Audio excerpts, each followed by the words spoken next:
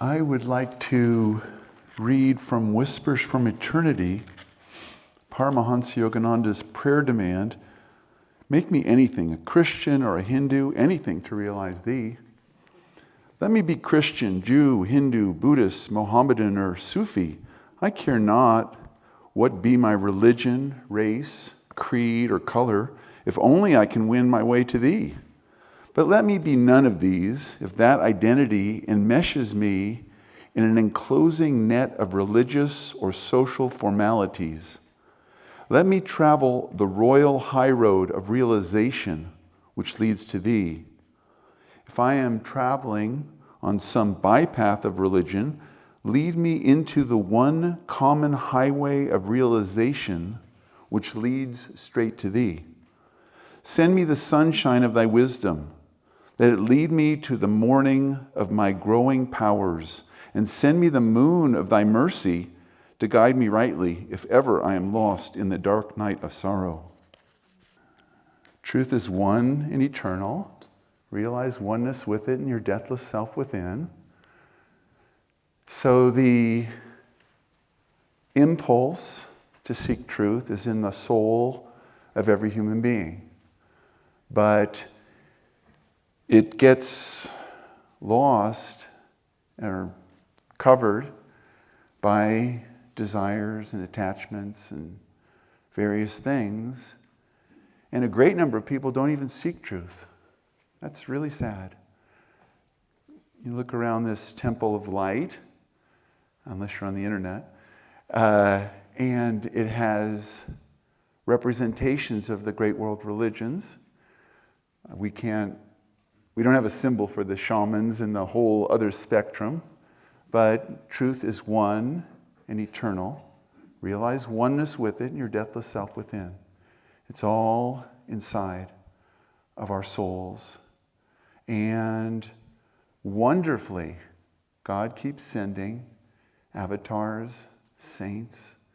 Kriyananda would often remind us that the saints are the true custodians of religion, not the prelates or the popes or the rabbis, and no offense to any of them. But the reality of it is that in our hearts, we recognize the truth. I was talking to a disciple yesterday, and we were talking about the time in both of our lives when we weren't on the path. And I was growing up in the 60s in San Francisco, and so there was Zen teachers and Buddhist teachers and Sufi teachers and Hindu teachers and Christian teachers and New Age Christian teachers, and it was fun. It was a buffet. Everything was there. But it was interesting because underneath it, I would feel the truth of each one of these paths. And I could feel, wow, that's really true. And certain aspects of it would catch my attention, and my heart would soar because there was truth there. And as I got a little older and went along, I noticed that the teachers, Swami Kriyananda and Swami Satchitananda and the Buddhist masters that I would meet would say, you have to find your own path. And for a little bit, I couldn't understand why, because it's all good, isn't it? I mean, you go to the buffet and you take a little of this and a little of that, and you go back for seconds on the ones you really like. But they were unanimous, totally unanimous. You have to focus and go deep into the teachings. And this is what the Whisper said, isn't it? This is what Narayan read. If we look at the surface, they are beautiful. And they are just absolutely blessings that we have so many wonderful religions, paths, traditions, whatever we want to call it. But that God keeps bringing us the human family, Buddhas and Christ and Moses and great shamans and great masters that give us an insight into the fact that behind it all, one light, one Father, one Mother. And the cultural traditions we resonate with are due to the karmic patterns that we've woven.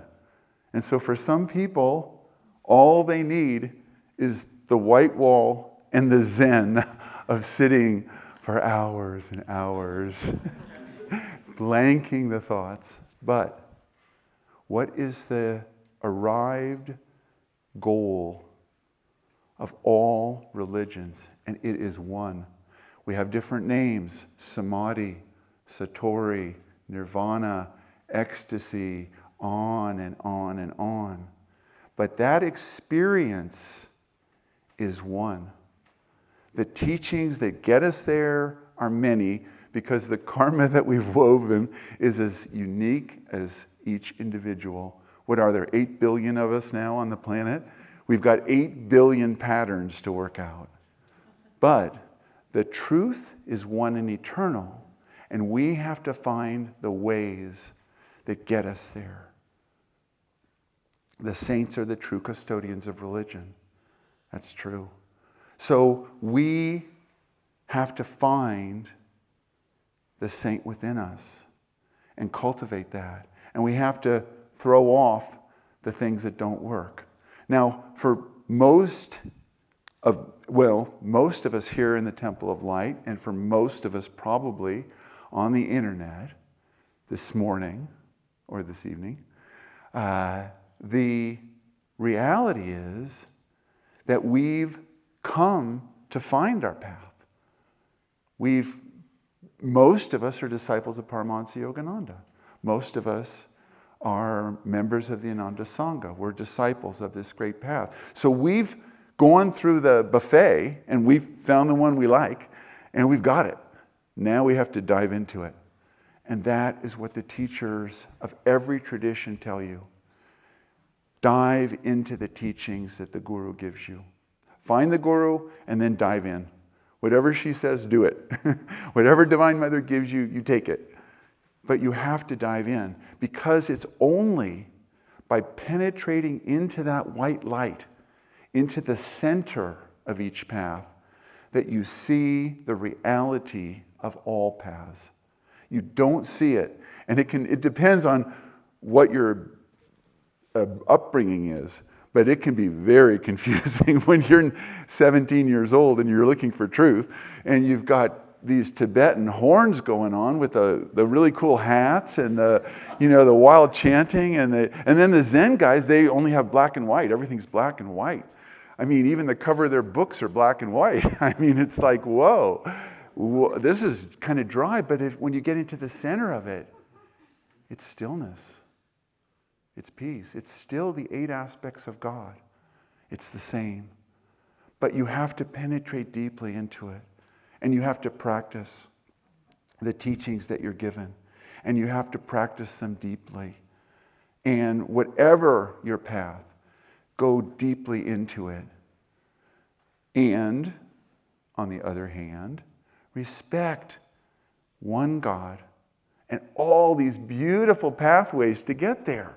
It is so cool to see that. Yogananda said, if you are in a city and it's good to visit different churches or temples or mosques and go in there and meditate, pray to the Divine Mother of the universe, and draw from that those practices. Now, in his case, he would say, do Kriya Yoga in the mosque, do Kriya Yoga in the synagogue, because that's your path, and it connects you with that one light and that one reality that underlines all paths. All true paths give us that, and they give us the same experience. I had a wonderful experience when I was a young truth seeker. I was actually a disciple of Master, but I was at a yoga retreat on another path. And it was exactly like our spiritual renewal week. Get up in the morning, do yoga postures, meditate, have breakfast in silence, Go to the satsang with the teacher, the guru. So by Friday, it's time for initiation. But I couldn't go to their initiation. It was really fun because I was the observer of the initiation. And so I watched everyone get their white clothes and try and keep their feet out of the dirt and get their flowers. Everyone has to get their flower. And I couldn't go to the initiation. It was a different tradition. It was so inspiring just to see the devotion. And all these young people and old people, but it happened to be a lot of young people. And I was young, believe it or not. But just to see the devotion and to realize every path asks the disciple, open your heart to me and I will enter and take charge of your life. They were coming to the guru, they were receiving the initiation. It was very inspiring. I still remember it. It's over 50 years ago. So we need to dive deep. Now, for those of us who are disciples of a given path, what's relevant about all this? Well, we have to keep our daily practice energized. We have to keep our enthusiasm for the path. And so as we go along, week by week, year by year, decade by decade, lifetime by lifetime, how can we keep that enthusiasm going? Yogananda said, you could use 2% of what I give you and still find God. So no excuses. You're not feeling like Om technique this week or something. No, Master said 2%. What do we have? We have affirmations. We have chants. We have songs by Kriyananda. What do we have? 140 books in the crystal clarity world. You could reread some of them. You might be enthused about it. You could do a long meditation. You could come to the kirtan on Friday night at the Temple of Light. You could stay longer at work and chant while you're working. You could fast for a day. You could fast on orange juice. You could on and on and on. Master has diets for losing weight and diets for gaining weight. He gave us so much stuff. And of course, when you're young on the path, you're like, wow, he gave us this and that. As you get on, you're like, oh my God, how can I do all this? You can't do all this. You just need to do what you need right now to keep your heart open to the love of God. And that can change. It cannot change, either one. You can stick with one mantra for your whole life. You can keep one chant going. That's good if your heart is open and your mind is still. Then you're meditating. And you're meditating deeply. And you go deep into Kriya. And here's an interesting thing. As you go on as a disciple, and I'm saying this towards the end of the movie, but I've been doing Kriya for 50 years. And I so much more understand Buddhism now than I did 50 years ago, when I just thought it was really cool hats and the long horns. No. It has to do with Om. It all has to do with the deep spine. It all has to do with the one light and the journey through the chakras to the point of realization. Every path has it. It's cloaked, it's hidden in various traditions because it was different times. Paramhansa Yogananda was talking about the Catholic tradition, that you go to Mary to approach Christ. He said there's a truth behind that. Mary is the Om. We go through the Om to approach the Christ consciousness. There are deep truths which you won't understand unless you go deep in your own path. You deepen your Kriya. And it's a wonderful experience to be deep in your path because all the other paths, the windows are open. And you can see the divine blessing us through Buddhism and through Christianity and the different sects of Christianity, the different traditions, because there's this and that Christian tradition. There's one Christ consciousness. There's one Father. I and my Father are one. So practice and keep your enthusiasm. And if you hit a rut, you won't be the first one. Perk it up. Sing a different song. Sing the channel song. Take a walk and sing the channel song. Walk around this property. Flowers, river, mountain, trees, rocks. Yeah. And revive the inspiration that Kriyananda gave us through these songs. And where did Kriyananda get the inspiration? From his guru. And how did he get it? By diving deep into Master, to the exclusion of all else, so that he could be seeing the one light all the time.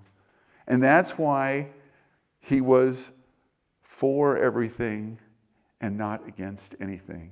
I love that quote from Swami saying that. And I love this story that Narayan read about the disciple going, oh, if you saw this movie, you wouldn't even like that one. God, that's continued, hasn't it? Don't we hear that all the time? It's like, oh my God, our whole society is drifting slowly downward into sectarianism. My way's better than your way. My guru's better than your way. My God's better than your God. It's sad. And we have the antidote. Joy, joy, joy, joy, ever new joy. Try and sing that for a day and then say, oh, well, I still feel really down. It's really not going very well. Sing it again. Sing it again. Sing it again. Because the joy is within you. It's all around you. It's all around you all the time. God never goes on a vacation or takes the weekend off. He's just there embracing us. And you can never tell when your vision of the reality is going to flip. Swamiji encouraged us over and over. Go inside and follow the joy that you feel. And Master, in one of his metaphysical meditations, whenever a little bubble of joy appears in your consciousness, blow on it and make it bigger. So it's just the kids playing at lunchtime. Yeah, but it's joy. From the farm where I work, the school is in the middle of two parts of the farm. So when it's recess time, I can hear it. It's so much fun. It's interesting. Christian Salisbury and I have discussed this at great length. But little kids playing on the playground always sound the same. Now, we haven't done research in the rest of the world. So these are American kids, but they always sound the same. There's intermittent screaming. It's joyful screaming. Mostly it's the girls screaming, but sometimes the boys scream. And it's just joy, joy, joy, joy, ever new joy. So make that effort to feel God. And if your Kriya is getting a little stale, pop it in the toaster. Do something about it. Master, we have all these techniques. Heliotropic method of self-healing. Chanting, superconscious chanting, affirmations, bring in a new affirmation, bring in an old affirmation, revive an old affirmation, if you haven't read all of Swami's books, read another one, or read one that's relevant to the topic, or explore the lives of a saint. But keep your practice alive.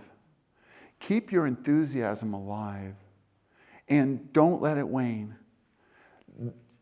When I was young, when I was first here, I didn't know why we had a new theme every year.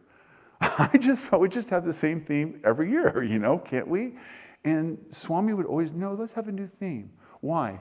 Just to revivify it. Is it a different path? No. Is it a different expression of truths which are eternal? Yes.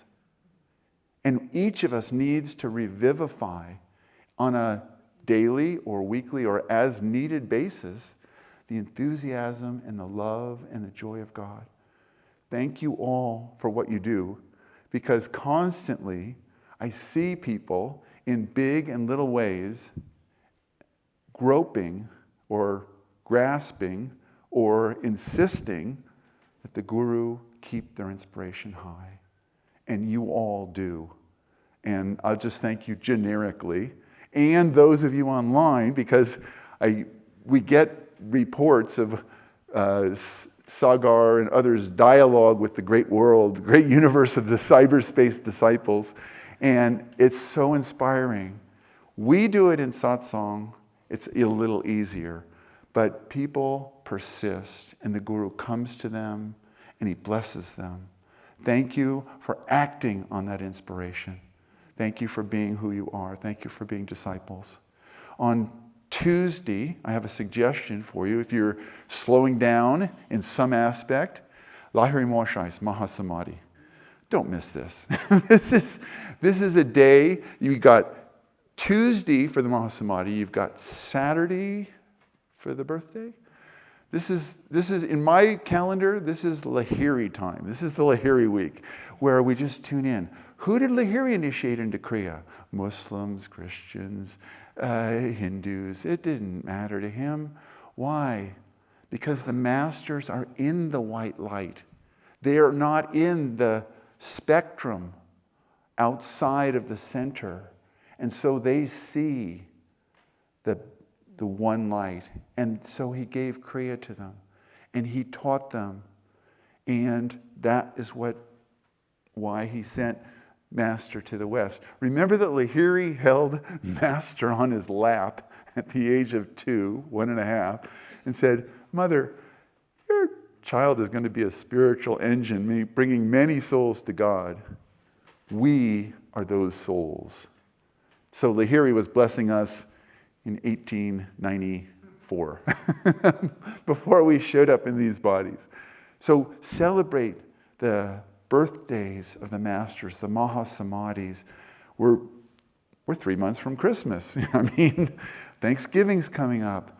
It's built into our daily routine to love God, serve God, think about God, rejuvenate our Kriya.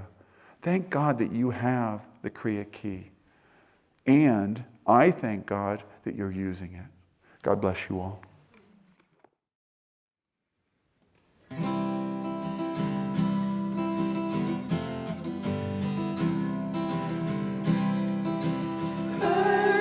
Of freedom as they soar lightly on the air, so may our hearts soar high above all curbs and care. Mother, we thank you, your joy shines in everything. Open these channels that the world once more may see. Trees standing firm, the secret of inner power, give us when tested strength to endure. Mother, we thank you, your joy shines in everything. Open these channels that the world once more may see.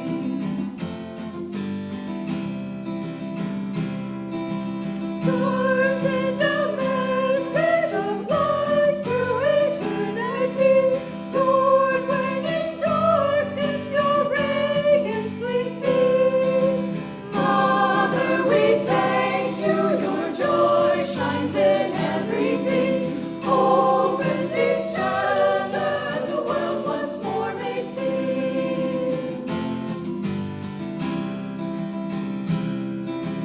Flowers so soft and fragile, stay fragrant from press to the ground. May we thus learn forbearance, for in kindness love is found. Mother, we thank you, your joy shines in everything. Open these channels that the world once more may see. Mountains remote and still hint at higher worlds unseen. So may our lives be soaring and serene. Mother, we thank you, your joy shines in everything. Open these channels that the world once more may see. Rivers see passage unhindered by rock